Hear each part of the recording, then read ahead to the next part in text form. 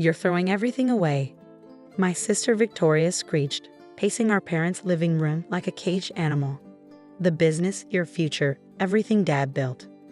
I sat calmly on the leather couch, watching her performance with detached amusement. My parents, Robert and Sophia Lee, stood by the fireplace, their faces masks of disappointment and anger. A backpacking trip through Asia? My father's voice was quiet but sharp.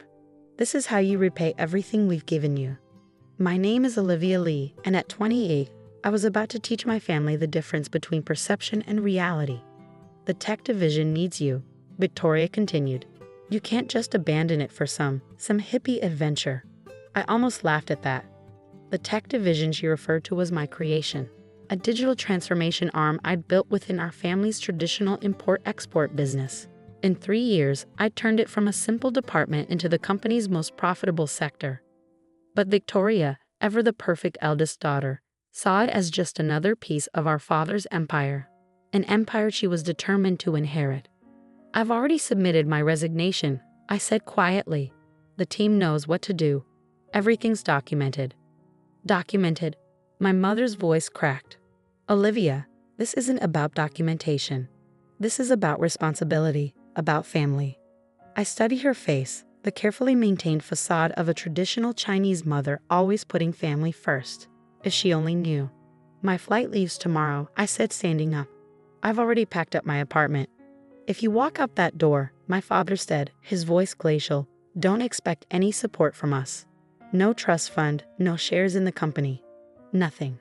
Victoria's eyes gleamed with triumph. She'd been pushing for this, I knew. Ever since I'd announced my travel plans 2 weeks ago, she'd been working our parents, painting me as irresponsible, ungrateful, rebellious. What none of them knew was that this was exactly what I'd been counting on.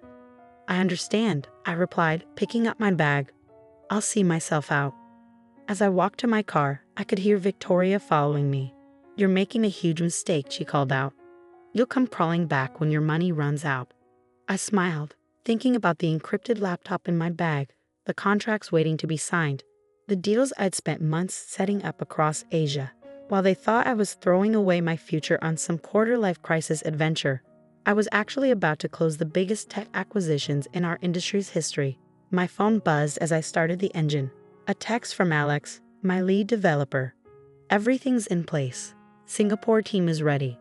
Perfect. The backpacking trip was actually a carefully orchestrated business tour.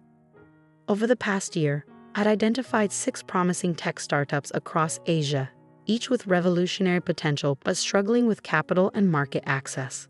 While running my parents' tech division, I'd been quietly building relationships with these companies, setting up independent investment vehicles, and preparing for this moment. My trust fund. I liquidated it months ago, converting it into cryptocurrency and offshore accounts before anyone could stop me. The shares Victoria was so smug about me losing. I'd already sold them through a shell company I created. I had everything I needed to transform these startups into a tech empire that would make my family's traditional business look like a corner store. But first, I had to let them think they'd won. That night, I checked into the Four Seasons. Not exactly backpacker accommodation, but I had appearances to maintain. Tomorrow I board a first-class flight to Singapore, where the first of my potential acquisitions was waiting. My phone buzzed again. Another message from Alex. Victoria already moving into your office. Want me to activate Protocol Echo? Protocol Echo was our failsafe, a series of carefully crafted digital breadcrumbs that would lead Victoria down exactly the wrong path as she tried to take over my division. She'd find just enough information to think she understood everything while actually understanding nothing. Do it, I texted back. And Alex, make sure she finds the secret folder. The secret folder contained months of fake reports and intentionally flawed code, a digital wild goose chase that would keep her busy for weeks while we executed our real plans. I ordered room service and opened my laptop, reviewing the final details for tomorrow. The first company on my list was a Singapore-based AI firm developing revolutionary machine learning algorithms. Their technology could revolutionize everything from financial trading to medical diagnosis, and they were severely undervalued. My phone lit up with a call from my mother. I let it go to voicemail. Olivia, her voice cracked slightly. Please don't do this. Your father, we can talk about this. Come home. I deleted the message and turned back to my work. They'd understand eventually, or they wouldn't. Either way, I was done playing by their rules. The next morning, as my flight took off, I received one final text from Victoria. Hope you enjoy sleeping in hostels. Some of us have real work to do. I smiled, sipping my champagne in first class, and began drafting acquisition paperwork for what would become a $30 million deal. The game was on. Singapore gleamed beneath the early morning sun as my car pulled up to the Raffles Hotel. Inside, Marcus Wong, CEO of NextGen Technologies, was waiting. Olivia. He greeted me warmly, finally dropping the junior tech director act. I grinned. Marcus was one of the few who knew my real plans. We'd been secretly collaborating for months, laying the groundwork for what was about to happen. Victoria's probably redecorating my office as we speak, I said, accepting the coffee he offered. Did she take the bait? He pulled out his tablet, showing me surveillance footage from his company's servers. There was Victoria, logged in under my old credentials, downloading what she thought were NextGen's confidential files. She accessed the honeypot data 3 times last night, he reported. Your sister's nothing if not persistent. The confidential files were actually carefully crafted decoys, just enough real data mixed with subtle misinformation to send any potential competitors down the wrong path. Victoria, in her eagerness to prove herself worthy of running the tech division, was walking right into our trap. Perfect, I said, pulling out my laptop. Shall we begin? The next 4 hours were intense. We finalized the acquisition terms, signed the preliminary paperwork, and set in motion a series of carefully planned stock transfers. By lunch, I owned 51% of NextGen Technologies. My phone buzzed. A message from my father. Victoria says you're trying to access company servers from overseas. Stop this nonsense and come home. I showed Marcus the message. He chuckled. If they only knew you haven't accessed their servers in months. Everything they're seeing is automated responses we set up. Victoria's probably convinced she's tracking my desperate attempts to save my travel money, I agreed. Speaking of which, I opened my encrypted banking app. The first wire transfer was complete, $10 million to NextGen's corporate account. The acquisition was official. Marcus raised his water glass. To the new CEO of NextGen Technologies. And to Phase 1 of Operation Phoenix, I added. Over the next week, I moved through Singapore like a shadow, meeting with tech leaders and investors who'd been waiting for this moment. Everyone knew the Lee family name, but few had realized that the irresponsible younger daughter had been quietly building her own network. My phone kept buzzing with messages from home. Victoria, your access codes aren't working anymore.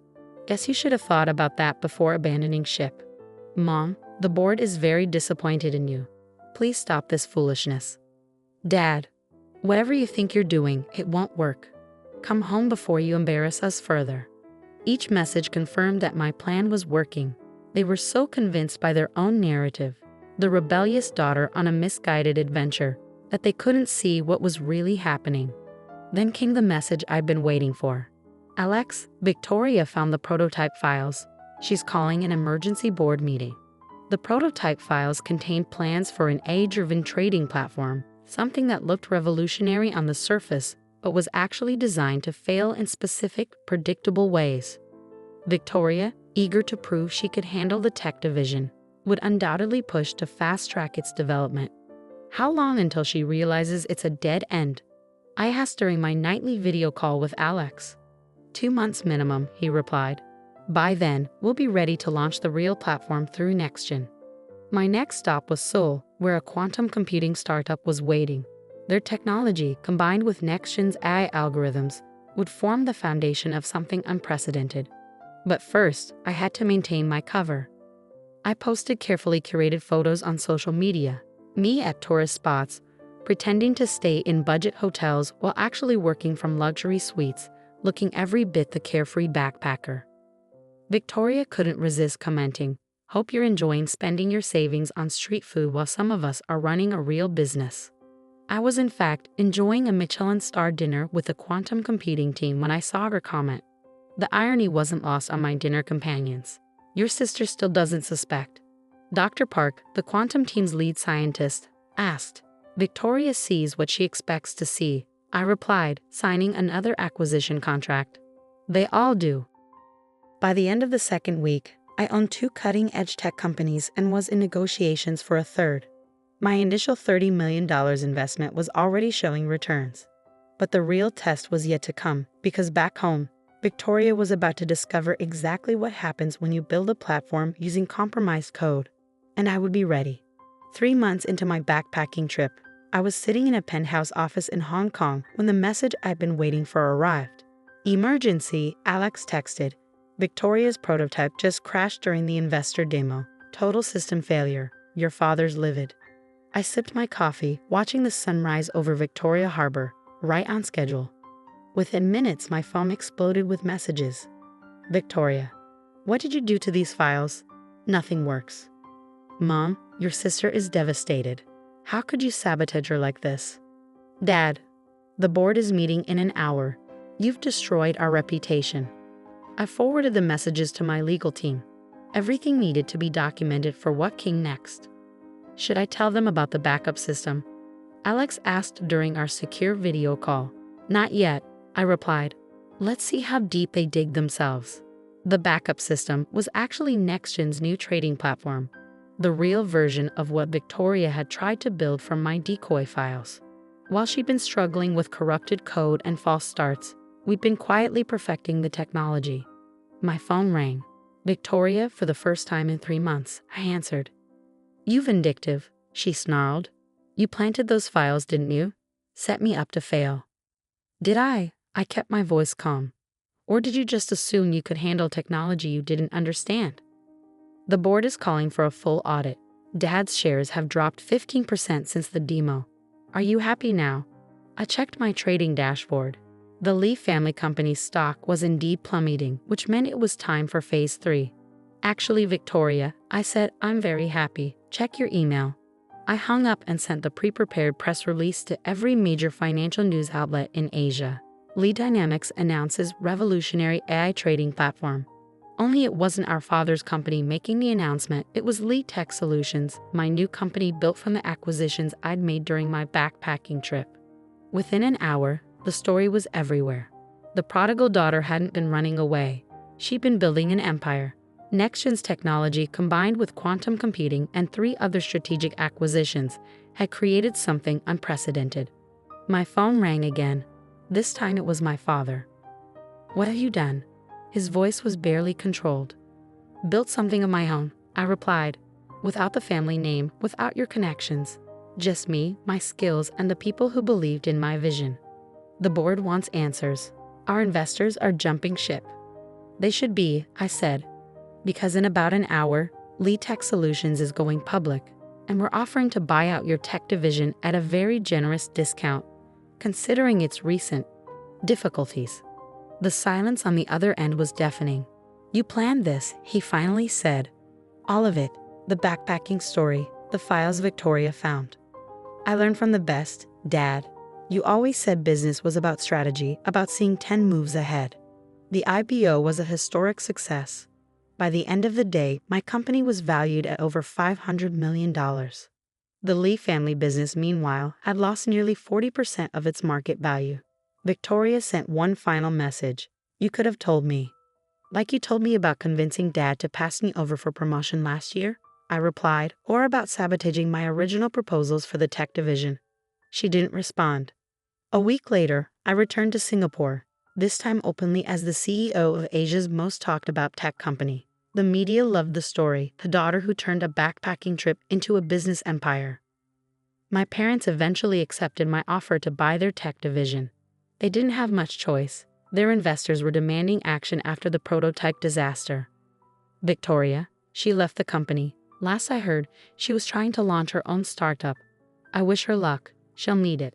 As for me, I kept the backpack I bought for my trip. It sits in my office as a reminder that sometimes the best way to win isn't to fight the story people tell about you.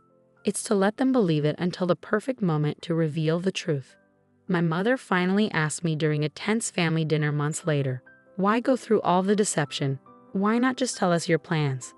I looked at her, then at my father, then at Victoria's empty chair. Because you never would have believed me capable of this if I had, I said. You needed to underestimate me, to dismiss me. It was the only way I could build something truly mine. They couldn't argue with that. Today, Lee Tech Solutions is valued at over $2 billion. We're revolutionizing everything from financial trading to medical diagnostics. The family business is now a small subsidiary of my company, a fact that still makes Victoria furious. Sometimes when I'm working late in my office, I look at that backpack and smile. The best journeys, I've learned, aren't always the ones you tell people you're taking. And sometimes the greatest victory isn't in proving people wrong.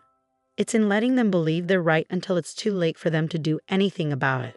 As for the $30 million I initially invested, best money I ever spent, not just for the return on investment, but for the look on their faces when they realized that their irresponsible daughter had outmaneuvered them all. The best revenge, after all, isn't just success. It's success they never saw coming. Final note: the Lee family still holds weekly dinners, quiet affairs now filled with careful conversation and calculated politeness. Victoria occasionally attends, but she leaves early, unable to bear the sight of my success. My parents are more accepting, having finally realized that their attempt to control my future only pushed me to create something greater than they'd imagined. And me? I keep that backpack visible in my office as a reminder. Sometimes you have to let people think you're lost to find exactly where you're meant to be.